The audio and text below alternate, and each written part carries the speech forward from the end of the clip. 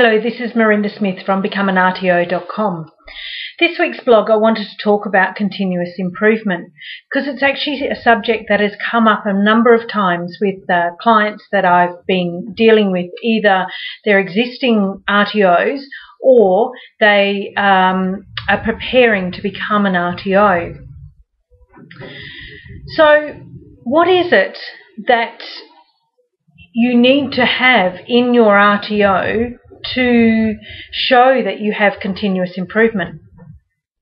And that's the question I've been asked. But let's look at it another way, and let's look at what is it that you're doing every day and you're getting feedback from and you're learning lessons about that you could actually probably improve. For example, in your training and assessment, are you receiving feedback on how the training's conducted and assessment and how that's conducted? Is the feedback open, allowing you to open your eyes to perhaps improving your systems or something that you're doing in a better way? Is this improvement going to be make you a quality training organisation? Now, continuous improvement might not just come from feedback from your students.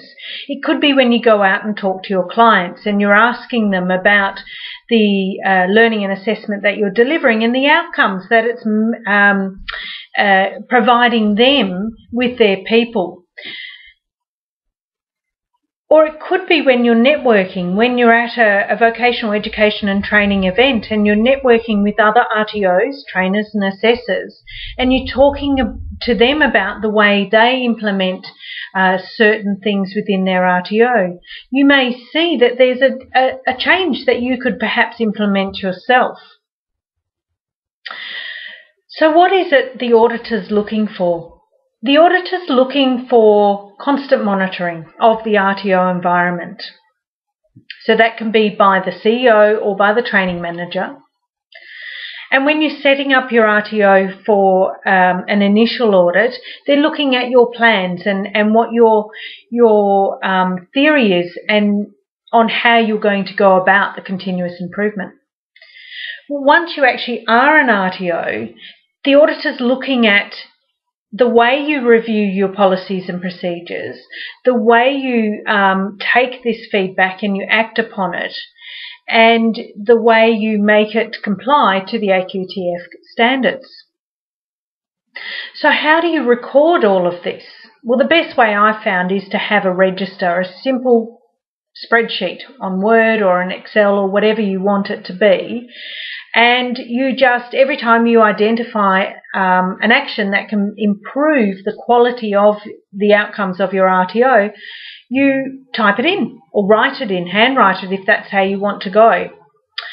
And you type in the action that needs to be changed and then what you have done and the date, who did it, and that's it. The date's important because then it shows that you are continually acting upon your continuous improvement. The action item is important, and it also is important to have a look at this register every so often to see what has been done and to make sure that it is fitting within your business plan and your ideals. When you're looking at changes or improvements, you must look at the benefits. What are the benefits? And not just do a change for the sake of doing change. If it's working, then leave it as it is. But if you need to make a change, look at the benefits. Look at the costs.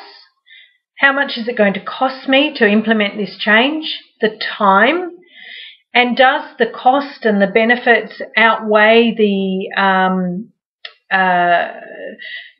cost and the time, do they outweigh the benefits?